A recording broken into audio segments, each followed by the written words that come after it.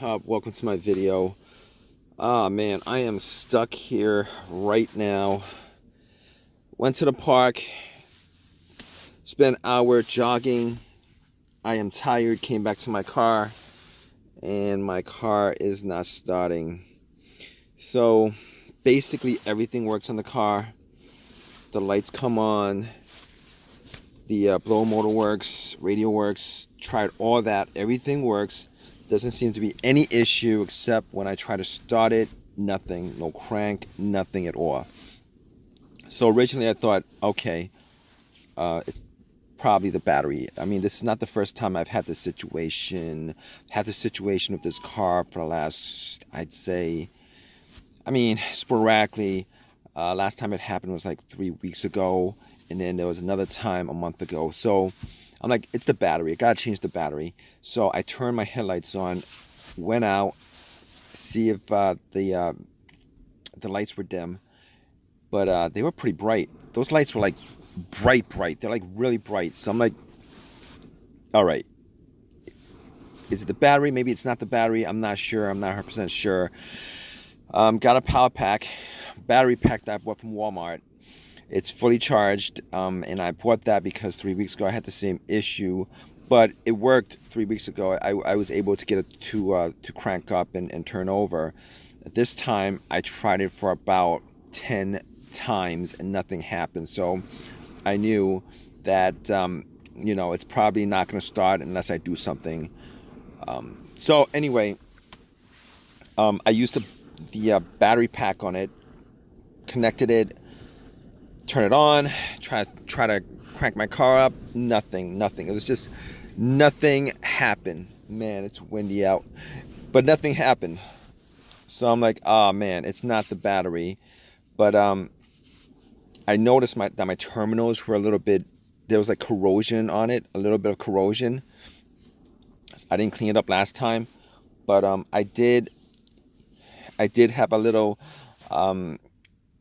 wrench set that I bought, took it off, pretty much hit it with the wrench a couple of times, the terminal, just to maybe shake a little bit of the corrosion off. Took some paper towel, wiped it a little bit, took a lot of the corrosion off, not most of it, put it back on, try to start it, nothing. Same thing, nothing happened. So I'm like, okay, at this point, it's probably not the battery. It's probably not the battery at this point. So I'm like, what else could it be? So my next thought is, could it be the alternator? Not the alternator. Not the alternator, because I've had issues with alternators before. Normally they go out on you while your car is running, while the engine is running. So my car was completely off. I went out jogging for an hour, came back. So my car was not running when this happened. My engine was not running when this happened. So I know it's not the alternator, but even if it was the alternator, me putting the power pack on there would have at least had cranked it up. But once I took the cables off from there, it would have died out, immediately, kind of. But it didn't. It didn't even crank up. So at this point, I'm thinking, it's not the battery. It's not the alternator. What else could it be? So I'm going through the list of things that could cause this to happen. It could be a fuse or a relay. Now, I don't have a fuse tester with me, and testing our relay is a little bit more complicated. So I had to pretty much deduct by deduction to make sure that it's not one of those things. I mean, I was hoping it was one of those things because it would have been an easy fix for me.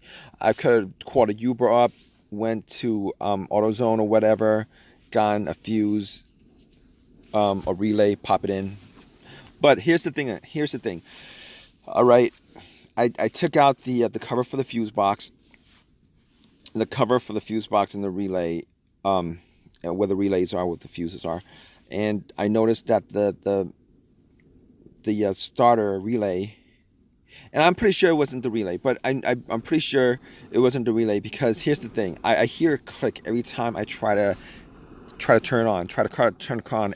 I hear a click. So I knew it wasn't the relay at that point, because if you hear a click, normally that's the solenoid of the starter going off. It's just the starter's not running. If you don't hear a click, there's no power going to the starter. But here's the thing. Just to make sure, I actually swapped out the relay. There was another relay on the car that was the same, had the same amp or wattage specs with the same numbers. It was the same relay, similar relay to the star relay. So I swapped them out. I was able to swap them out. Nothing happened. So I knew at that point that it wasn't the relay. Okay. So moving on from that, it's not the relay, it's not the battery, it's not the alternator. What else could it be? I'm thinking to myself, the next thing it could be is a fuse. A fuse. All right, I'm thinking to myself, I can't test out the fuses. All right, I don't have a fuse tester, so like there's a couple of things. There have been at least 2 situations where this situation has come up. All right, where a fuse caused my car not to start. Not this one in particular, but a car that I had previously. All right, those 2 situations where the main fuse popped. All right, a blown main fuse where nothing in the car worked, like no lights on the dash, nothing. It was like absolutely silent, no radio, nothing. You know, all power is cut off as if the cable was taken off the battery. Unfortunately, this is not the case here, because everything works. Like everything works. Anything and everything works. Power windows work. You know, blower motor works. Radio works. Dashboard works. Everything works. Okay, that's not the main problem. It's not the main fuse that's blown. Because if it was the main fuse that's blown, nothing would work, and I would know that that was the case. So, second situation with blown fuse is this. I had a situation where one of the fuses was blown, and you know, the car would crank up, it just wouldn't turn over. It would just crank up, it wouldn't turn over.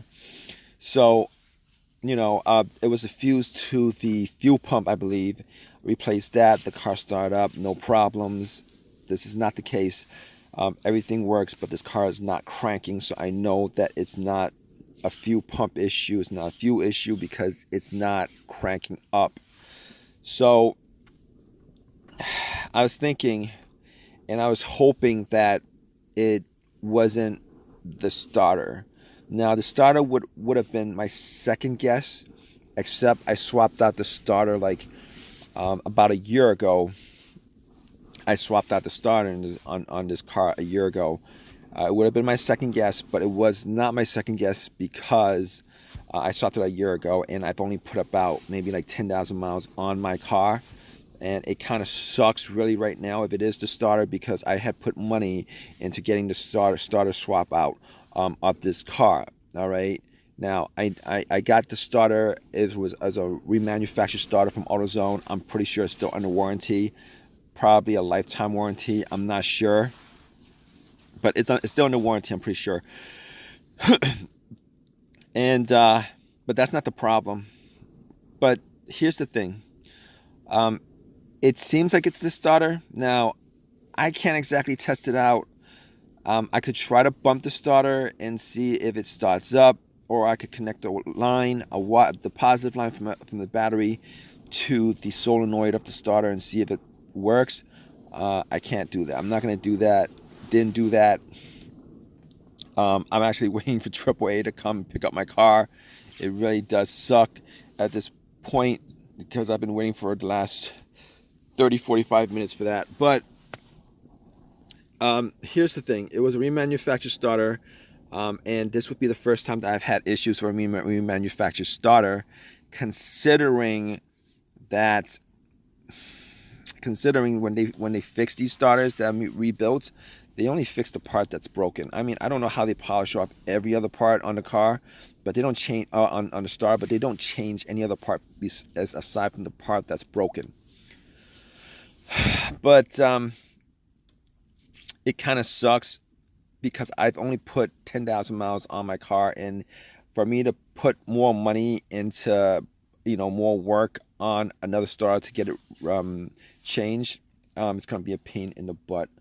But I'm gonna wait for AutoZone for AAA to get to me, and hopefully when I get back, it's not the starter that's the issue. But at this point, I can't figure anything else that would cause this to happen on my car. But stay tuned, guys.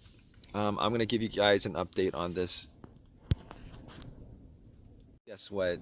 It was what I thought it was. I did get my car towed by AAA.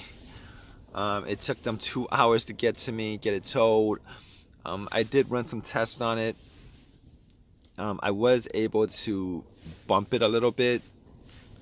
I used a long crowbar just to bump it a little bit, and nothing happened. Wasn't able. I was able to get a line to the starter, the solenoid, and see if that did anything. But I did try. I went on YouTube and tried that little test where you could test it out from the relay, and I did that, and it didn't turn on. So I knew it was the starter at that point. I went to AutoZone, got it changed out.